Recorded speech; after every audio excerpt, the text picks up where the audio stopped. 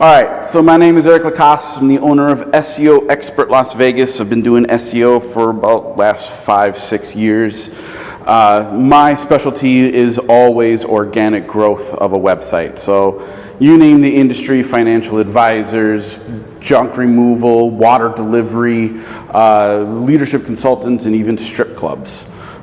Strip clubs are fascinating as far as the math is concerned, just because of the structure and pattern that people follow when it comes to SEO. So the beginning part of my lecture is always going to be the basics of SEO, and then I will run into my specific topic. These are the 3 pillars of SEO. Any functioning website that has ever existed needs to have these 3 pillars, and they need to be structured accordingly. Technical SEO is the load speed of the actual website. If there's animations, if there's movies, if there's incorrect grammar, if there's spelling errors, good luck keeping someone on your website. Server codes, does it pass the 200 series? Is there 301 redirects? 404 pages not found? If you have 404 pages not found, you have to address those, because that is what people are actually going to click on, and you need to make sure that the structure and the coding of the website is right so that they actually go to the website. Broken links and the HTTPS, which is the security SSL protocol. We all see these all the time, because if you click it and it says it's not secure, do you want to continue? It's very easy. It's 20 minutes to get an SSL certificate. You have to have one to be, just as all basic stuff. The most important thing about technical SEO is not necessarily the desktop, it's the mobile. If your website is slow on mobile, you will know, because people won't come to your website. Now at the very bottom is title, meta, and alt tags. Title obviously is the name of the website. The meta is the description, which in the SEO world we have very specific calculations as to how you would actually write that. Some SEOs are in the philosophy of writing the actual location of the business. Others, like myself, put a question in there. The question derives from the biggest concern of the actual visitor, and the answer being the title of the website. Alt tags. People miss on alt tags all the time. You could specifically put the type of pictures in your website, program into the wording the name of the business with the location, because you can actually rank for your photos. You don't necessarily have to rank for what's being written on your website. You can have people look up photos of you and rank on that. Content. Now, this is a big one in the SEO world because of December of last year. Instagram and Facebook derived from their algorithms that they are going to be using the same algorithm type as Google, which means search intent. No more hashtags. Got to get rid of those. They don't exist anymore. So the way that I'm going to explain in the next slide what search intent is, if you are not using search intent, you're not going to get anything, and no one's coming to you from social media, period. Right? Even with that, when you make a post, you better make a video with it, because video is actually ranking higher than actual static posts. It's part of the system now. Whenever you want to create a piece of content, you need 4 different ways in which to promote that content so that it brings it back to the one place that's the most important. The one place that's most important, which is your website. That's all it comes down to. That's where the funnel begins. On-page SEO. This is the one element of SEO that people overlook, because they don't want to engineer down their websites to the core element of deriving the solution to the problem. This is where you won't rank for keywords based on a story. If you have 4 paragraphs to describe yourself in a story, how do you rank for that? You can't. You rank for the words associated with your business. Blogs. Blogs have been around for 30 years. Since the infancy of the internet, they're still just as relevant today. That's the only way you're going to rank for keywords, is by writing blogs. However, the way that you write it is what I step into the next slide, which is describing search intent. And the last one is backlinks. Every single business I've ever done audits on miss backlinks by a landslide. This one thing is what separates the hobbies from the businesses. How many directories have you put your business into? How many articles have been featured with the Las Vegas news groups, with the Chamber of Commerce? How have you sold your business website to put it in other places so that you get their share of their traffic and you start sharing the linking? The entire internet is based on linking, not on anyone being an individual island. How have you taken your website and put it in front of other people, right? Now, when it comes to Google, it's my job to learn the algorithm. It's not my client's job to know the algorithm.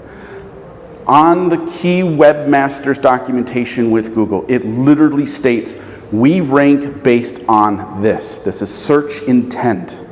There is nothing else that they care about. Search intent is broken down into 4 elements: informational, navigational, transactional, and commercial. So what does this mean? Informational. I always like to use the example of a bike shop. Say we're all part of a bike shop here in Las Vegas. Informational is the name of the bike shop, the address of the bike shop, the phone number for the bike shop, and the website of the bike shop. It's all informational. We can kiss this goodbye with AI. AI has taken this over with generative AI, but it doesn't mean it's gone from us. You can still put it on your website, you can still put it in directories, you can still use it in your posts. Navigational. If you were selling bike parts on a separate part of your business, like a database or a forum, and you needed people to navigate away from Google to your website, that's navigational intent. It's the navigating out of Google with a link to somewhere else. Netflix, Facebook logins, those are going away from Google search results page. Transactional. This is where you make your money. Most affordable bikes, most comfortable bike seats, longest lasting bike chains. These are specific items that you are giving intent to sell, and the person looking for it is looking to buy. Commercial is where you get to compare yourself to other bike shops. Commercial intent is so obtuse because it has really nothing to do with, it's more on expanding the business commercially instead of just information, right? Why do people need to care and even look at what you do? I've written a blog on the best 3 bikes in Las Vegas for the next 3 months. Cool, you wrote that blog, you'll rank for best 3 bikes, you've put it out into the internet with a video, a blog, and a post. Now you're bringing in other people, and now Instagram is saying, wow, you probably understand search intent. We'll start ranking up your website higher based on those words.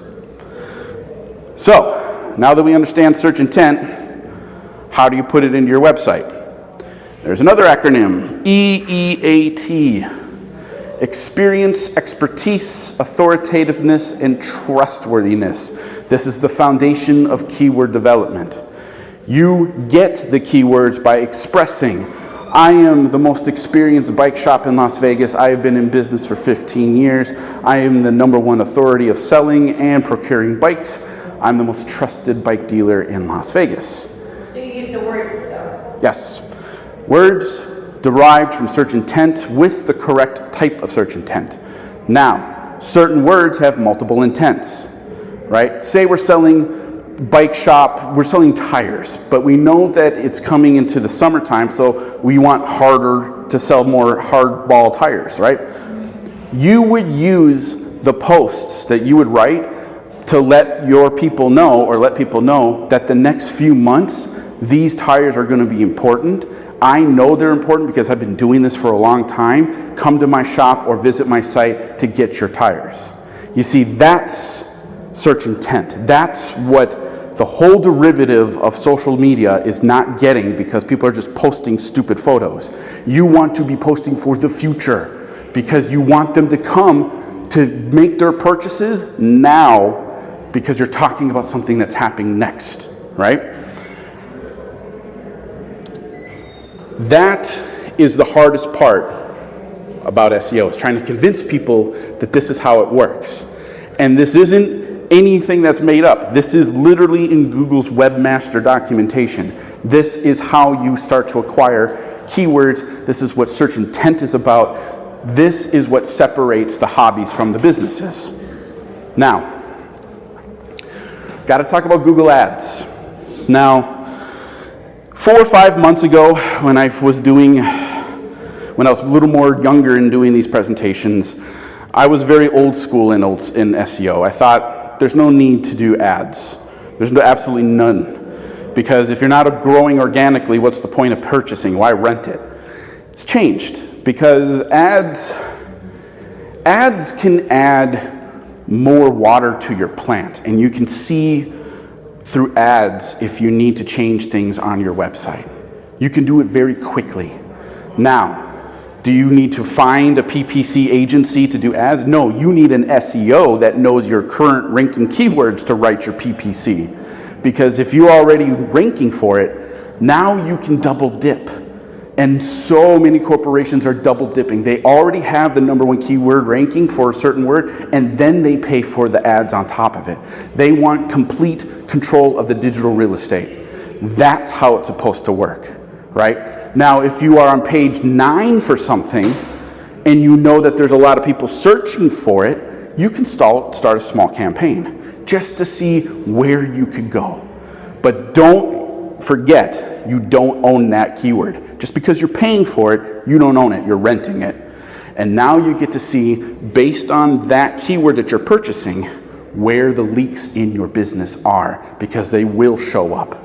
Are they staying on the page longer? Are they using the right keywords to find you? And are you putting those keywords in your business so that they stay there?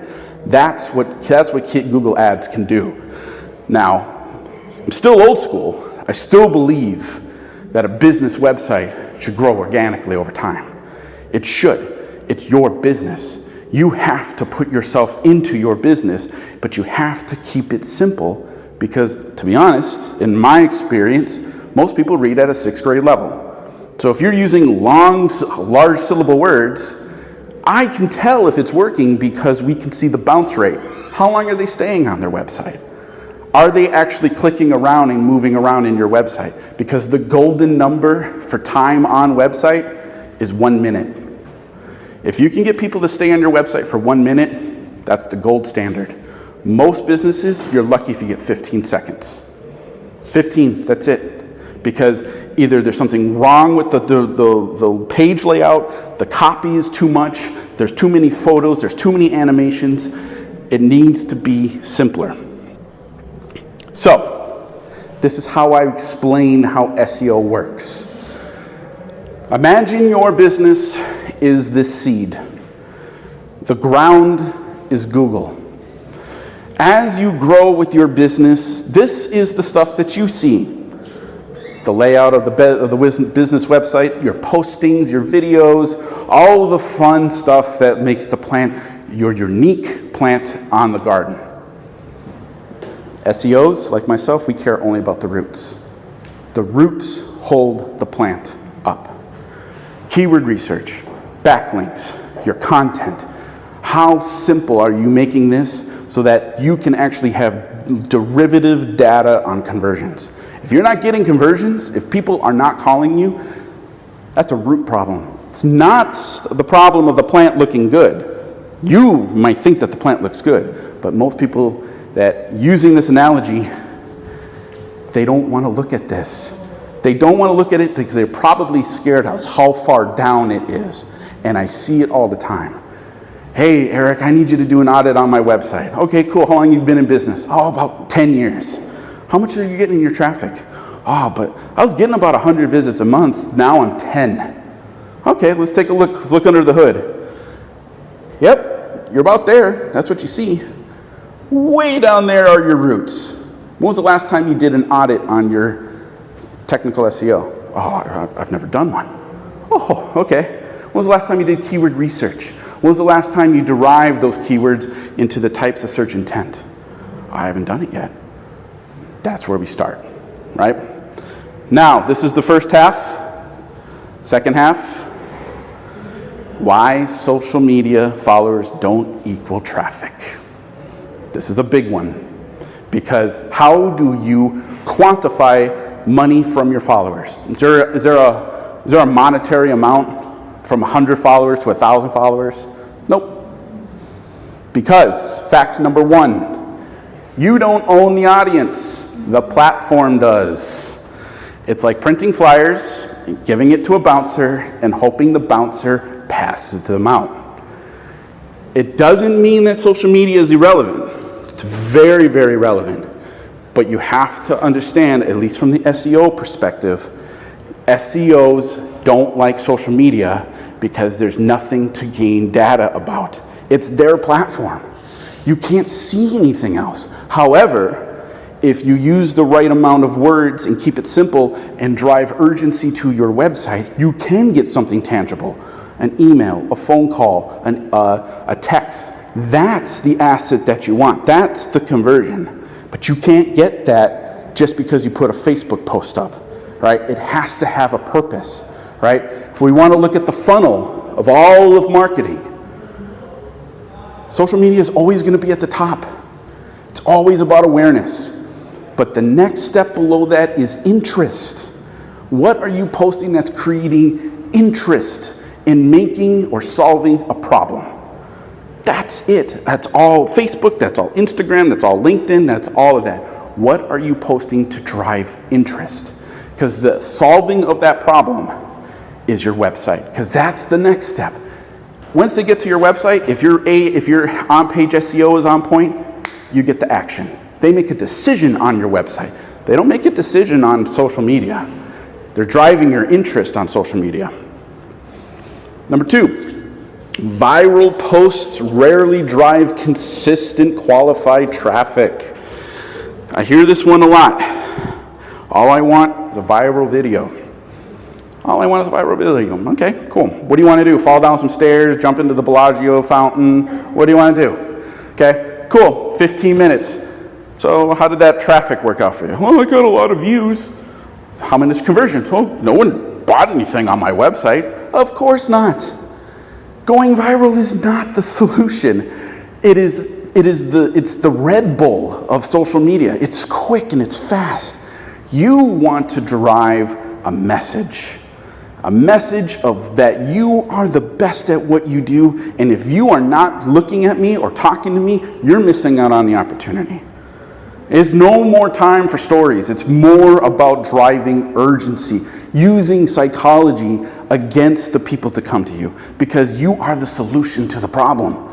You have to let them know that, right? Last one.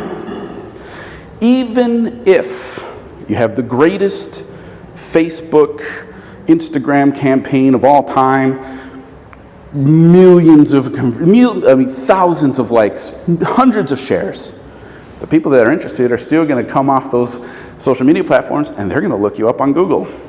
They're going to find your website. They're going to look at just more than just the Instagram, because now what did you do? You did exactly as I said. You drove interest. Now you have to drive the equity and the real estate of everything else around it, right? They came to your website. What's the first thing on your website? Is it a photo? Is it scrolling animations? Or is it 3 words that describe who you are and why your EEAT is better than anyone else in the city? That's how SEO works. All right? Any questions? No. So are you saying that social, is the socials only relevant if it can very concretely drive you to the website? From the SEO perspective, yes, because that's the top of the funnel, right? I'm not backlinks. You can't get backlinks from Facebook. You can't yet. None of the socials actually show backlinks, right? Except for one, you can consider Yelp. They give a backlink, right? The social media has its place. Don't get me wrong. You do your keyword research to understand how to post. But that's the fallback, right? You need the socials to have a place because it's so far up on the funnel. Just because it's far up in the funnel doesn't mean it's completely removed from everything else, right? There has to be something that it comes to, and that is to get them to the website. That's the whole point, right? Now, in my last lecture, I talked about the scams. And one of the scams I see all the time, especially on Instagram, is the link tree, okay? From an SEO perspective, link tree is an absolute pile of crap because you cannot get any data from it, right? As an SEO, I am paid to find the data from my clients. Who came to your website? How long were they there? What was the words that they used to find you? You can't get that on LinkedIn. You just can't, or on Linktree. It doesn't work. It's a static, closed profile. It just looks good and it's popular, but you could build a landing page on your web page with the URL of your links and get the data from that and post that into your Instagram.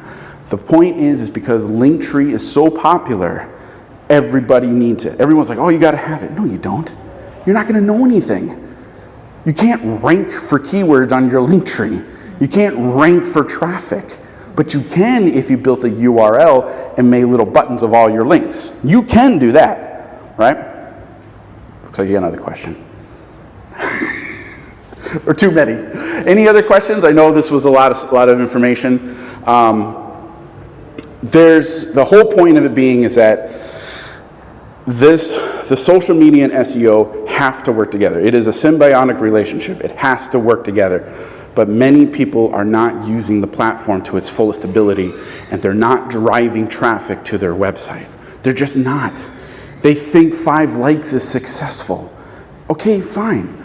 But 5 likes with 5 visits to your website, that's successful, right? It has to have a reason, it has to have a purpose, because hashtags are gone. Those days are over with hashtags. So now it comes down to how you say what you need to say to establish your search intent.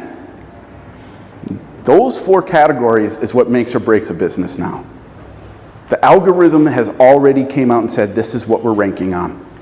And if you're not utilizing your keyword research into these 4 categories, you're wasting the post. And I see it all the time. I see very strong businesses that have very weak social platforms. Very, very weak. Because they don't know how to post. Right? They won't tell AI, this is what I care about based upon my keywords. Make me posts that derive from these 4 elements. Right? And they surely don't even understand this yet. They just don't. They don't want to talk about how awesome they are, how many years they've been in business, that they're the trusted person in Las Vegas. A lot of people don't want to talk about it because that means they're putting their ego on a platform and they don't want to get their ego bruised. I'm sorry, business is war. This is not fun. This is how it works. If you are not fighting, someone's going to take you out, right? So the best thing to do is be on the offensive. Understanding how the rules are made up, this and that. That's all I ever need. That's all I ever tell my clients that they have to worry about. Let me take care of the algorithm. Let me take care of the back end stuff. You just focus on what words you want to start ranking for and where they fall into those categories. I mentioned on the other slide that you don't have to have all 4 of them in one post, right? So you're right. And that, I don't want you to get confused by it. It's not like your posts have to be robotic, like, I've been doing this for 15 years, I'm the trust. But those are 4 different sentences that can be used, not just on one, but all 4 different platforms. You could use EAT for the same post, but write it for an expertise on Facebook, authoritativeness on Instagram, trustworthiness on LinkedIn. Now at that point, you are in a different element of SEO because you're taking topical keywords with search intent, but you're dispersing it into different areas with the same intent, but different copy. That would confuse clients if I told them about doing that, but that's where we're evolving into. That's how we're evolving in SEO because it has to have a purpose. Does this mean also that your bio, whether in Instagram or in LinkedIn, or would better have those keywords? That is a very good question. From a ranking standpoint, because bios don't really rank well in the scope of a web page. They just don't, right? Your home page, contact page, those are your two. Those are your two most important pages, right? And anything else. Bio, I'm going to say yes, but keep it as minimal as possible because you want to talk about who you are, right? Where you've been, what you've been doing, all this stuff. That in and itself is EAT. That's still in itself these things. However, on a bio page, that's where you link businesses that you've worked with before that you don't have much association with. You put those links at the bottom of your bio. Use the bio page as a backlink magnet. On social or your website? Your website, right? Because now that's measurable. So say we're doing a bike shop, right? I worked at another bike shop many years before. I have my own bike shop now. In my bio, I used to work at Acme Bike Shop 10, 15 years ago. Here's their link, right? Now you let them, it's called the backlink, right? So a backlink is your information, your website, hyperlinked to somewhere else, and that somewhere else website links back to you, right? So the backlink, it loops? Yes, so there's two categories. There's follow and no follow. Everyone wants the follow. So follow is, I have my business website. I linked that you and I went on a project together. You said, yep, I worked with SEO Expert Las Vegas. This is his website. I have a link to you. You have a link to me. It's a follow, right? So people that follow me are going to be introduced to your website because I have a link to it. That's a follow backlink. So what does that mean, right? I surge in traffic. I get 100+ more visits to my website. You start to go up in rank as well. It's called internal linking. It's one of the most powerful elements of the online website world because my strength, the fact that you have a follow backlink with me, you start to get the strength as well because more people that are coming to me have a probability of going to you. So for example, we're talking about making your bio my background is in physical therapy, and I would have the Physical Therapy Association, California, and then you'll have the Dominican Hospital, and all of the DBT Health that I work for. Does that mean Yep. there's benefit to Hyperlinking it all. Yep. If you want to talk about what you have done, because it's establishing this, right? You don't have your experience because you just made it up. You have experience because you've done things. Right. We'll put that in your bio. And then hyperlink To their websites. Now, to make it as beneficial as possible, you would go to them and say, hey, I linked to your website. Can you link back to me? Okay. Right? Some institutions, what's that?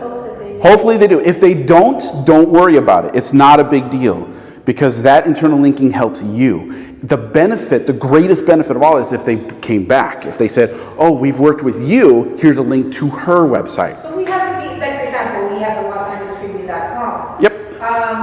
And people are linking their articles that are posted in our website, but we do not intently backlink to them. That's an issue. Okay. Yep. Wait, sorry, what did you say? So we read a news, and so people all the time are linking. For example, I was featured in the Los Angeles Tribune, didn't read my article here, but we are on our part, we are not consciously accepting those links to be able to return back. If it's an article about this business, do you put the link to their business in the articles? Yeah. That works. That It has to work on both ways. For it to work, it doesn't mean that because one end is going, like that they're linking, that it's not going to work. It just has to go somewhere. It's if they come back, right? So here's an example. Say you wrote an article and it got picked up by the Wall Street Journal, right? Your traffic's going to go through the roof, right? Why? You linked to the Wall Street Journal and the Wall Street Journal linked back to you. Now, if you were to go to UNLV and say, hey, I wrote an article with UNLV and this is the article, and it goes to UNLV site and UNLV doesn't link back, that's the follow, no follow, okay? It doesn't mean that the Wall Street Journal did everything right, that's why your traffic goes up. You'll still get more traffic if you work with UNLV, but you won't get the follow backlink because they didn't put a hyperlink on their website. This is someone who we worked with, right? So it has to be reciprocal. If it isn't, it's not the end of the deal. The point is, the fact that you're thinking about it now, 20 steps ahead of most of the people in this city that don't understand how backlinks work. They don't understand it and they don't want to talk about it. And then I do an audit and they have 5 backlinks. Where me, I do this for a living, I have 500 and I gain 30 a month because I've worked all this time to build and build and build citations after citations after citations. And because of that, I know that backlinks as a ranking factor is what separates the hobbies from the businesses. Because if you're not using this third pillar, your business is going to fall over. Backlinks would look like the glue that people can hyperlink. Yep. You hover over it and you click it, and that's the hypertext. And even in the SEO world, we have a calculated stats on the word that you use to link itself. That's called a hyperlink text. There are certain words, instead of just click here, right? You could have certain allocated keywords that if they scroll over it and they click it, you would get credit for the word that's being linked. That's SEO complex, like PhD level stuff, right? Because I study that, I nerd out about this stuff all the time. So the whole point is that most people don't understand SEO. They just don't.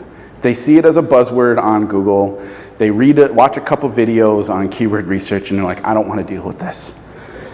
It's difficult stuff, right? It's what you get paid for. Well, and the thing is, it's what I like to do. This is especially in Las Vegas, this city has so much traffic on casinos and the words, right? For sure. The most searched word in Las Vegas is hotels Las Vegas. 12.5 million searches a month. It is the most searched word in this city. Because it's the most searched word, it's like $400 a click if you wanted to run a campaign on it. Now, how many websites own that? 5. Only the top 5, and they've been holding that keyword in position for the last 7 years. Hotels.com, Vegas.com, Trivago, Expedia, and one of the other lower ones. They own that keyword, and they've never let it go for almost 6 years, right? Every keyword comes with a price because it's derived from the amount of people that search it and the price that they're willing to rent it, right? Now, if you wanted to build a very systematic campaign, you would look at what the current ranking keywords are. And then you would go into another element of advanced SEO, which is topical mapping. So say we wanted to rank for bicycle shops in Las Vegas. We would derive from a topical map what a bicycle is. Tires, handlebars, chains, roads, all these things that you would want to work on to rank for first, so that the search intent for bike shops in Las Vegas is recognized from this so that you start to get more traffic. But if you don't let people know that you're doing this through your backlinks, no one will rank you at all. So all of this comes into a system. The biggest part of this whole lecture is that you understand that there's 3 pillars that every website needs to be strong in, or at least be understanding that this is what rises you above everyone else. Now, if you're in a business that is taken over in your industry core keywords by a franchise, which I do see a lot, a franchise that just happens to have a Las Vegas page, and because of all their SEO, they just get top spot.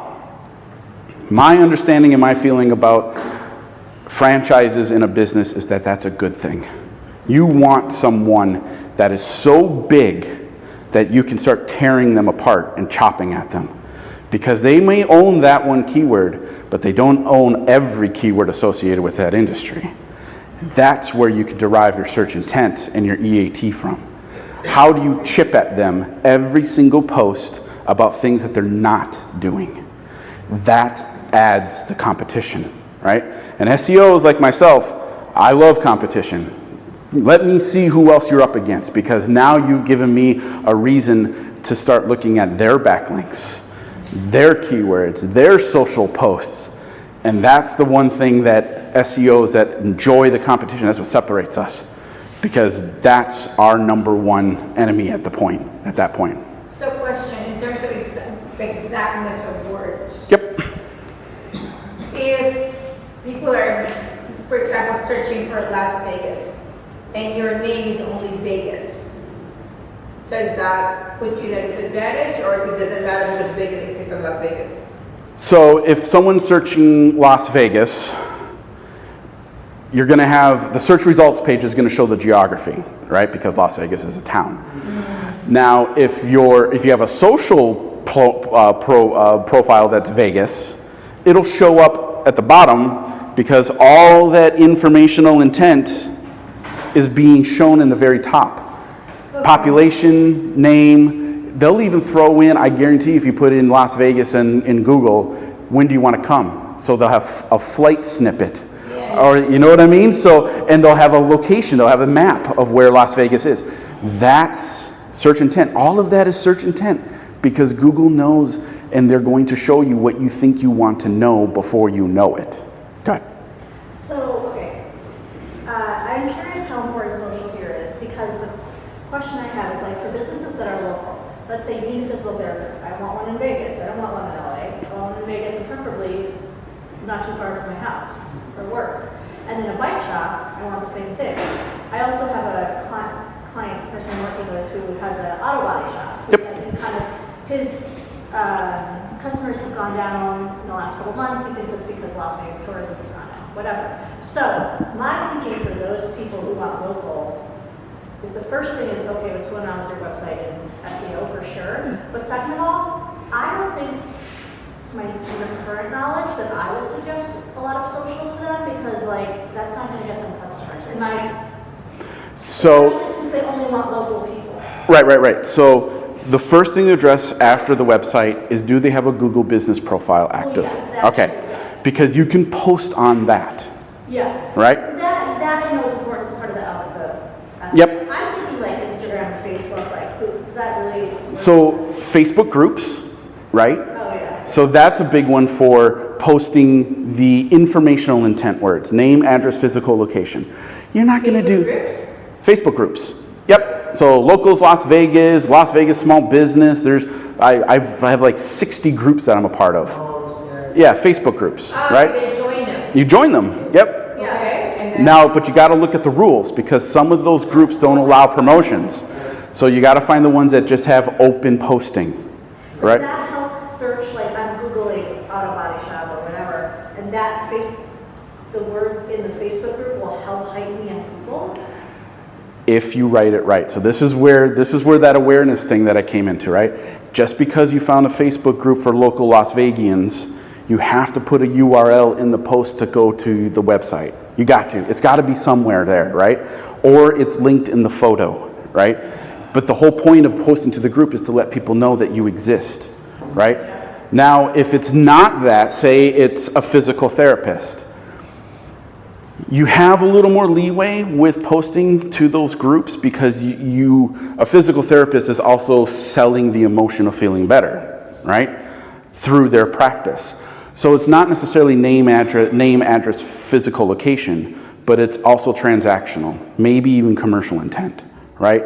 If there's a free assessment that this physical therapist is doing, that's something you can post, because that is transactional in nature, and it would come back to booking on the website. So it really depends on the nature of the business, how quickly they need to make transactions. A bike shop, it's quick.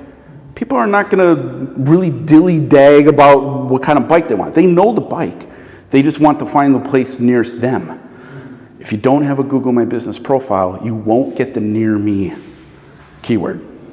Well, I think most people have. Well, I don't know, maybe not. If they have a physical location, they qualify on Google My Business for the near me, Yeah, right? well, I'm saying, I feel like most people I see online have a Google My Business If it's through Yelp, different. Through Yelp, right? So you could qualify for Near Me through Yelp, but you have to click on Yelp to get to the profile in Yelp, because Yelp is still a directory that's like a social platform. It's like Facebook, right? It's not part of the search engines. It's a separate web page. But yeah, you want the Google My Business. Yeah, and you want the Google My Business, you have to have the profile. There's no other way around it. Either physical location or service, right? Did I answer your question? Yeah, I mean, if you're going to do social media, it has to be more specific. Like You do. You got to look at social media differently because everyone's been doing it the same. Yeah. Right? Like posting a cool video on Instagram is like really not going to go anywhere. Exactly. And not to say that it's not cool, yeah, but if you're in business, Like you're... make a cool video and post it in the Facebook group. Right. Or if you really wanted to do it, write a blog, make a video about the blog, and then put those into the platforms. Because now they have an intention to come to your website because you wrote a blog. And now you can qualify for keywords because you've actually fulfilled EAT along with search intent with your blogs. Every single blog that you write should have a derivative quotient strategy as to what you want to rank for and how you're going to say it. 1,200 to 1,500 words with outboard links and photos. That's the requirement, right? Anything less, it doesn't work. Anything more, it becomes way too much scatter. And the reason why you want to keep it between 1,200 to 1,500 is because you're going to submit it to the Google Search Console once you're done. You're going to go into the Search Console, find the URL of your blog, and you're going to manually submit it to Google to say, index this now. Because you can do that, yeah. I do it all the time. You should. It should be a practice. Most people wouldn't do that. Right, because they're waiting for Google to do it for them. That's the problem. Google does not care about what type of blog post you wrote. If you are doing blog posts for your clients, it should be a part of when you hit enter to submit, you should grab the URL and put it into the Google Search Console. You are forcing Google to index it instead of waiting for them to do it, because it could take 3 months. Oh, they'll do it, but They'll eventually get it, because that's what the robots are, right? So when you look at how Google indexes something, I will use my plants. When you go into and launch your website, it's in the ground, starting to get some roots. Google does something to your website, and it's called the sandbox. It's a 3-month penalty in which you will not be able to see who came to your website, what the words were associated with it, and what was the derived bounce rate from your website. They're not going to, it's 3 months, you're done. You're not going to find that out. The reason is because of indexing. Think of indexing as little ants, and they're going to come to your website, and they're going to grab code, and they're going to bring it back to the hive, the servers. 3 months is enough for Google to find your website. Oh, shoot, we got a new website on this URL. Oh, what's the name? Cool, that's the name. Oh, what's the meta description? Oh, that's the meta description. What's the internal structure? If you were to write blog posts, you're waiting for that bot to find you. If you write that post and you take that URL and you force it into Google Search Console, you're saying, you know what? Take this. You're forcing that. You're not even waiting for the ants to get it. You're throwing it right into the hive, right? What does that do for your business? What does that do for your clients? It makes search faster. You can start backlinking it right away. You don't have to wait for anything. You can start pushing that content the next minute onto the socials. Make a video for it. Post it. Post to all the groups, all to LinkedIn, all to TikTok and Instagram, because you've taken the proactive step of saying, this was what I created, now index it. And if there's, go ahead. Question on putting links in social media. I was told, or maybe it's from somewhere gossip stuff of mine, that whenever there's a link in the social media post, it's penalized by algorithm. Like algorithm, social media platforms wanted to get paid for links, because that means you're doing business versus, you're just dropping links to share. What are your thoughts about that? Absolutely wrong, because in the SEO world, in the Google Analytics profile, right? So when you go with a website and you can take a look at the analytics, there's a little section in the analytics form called referral, right?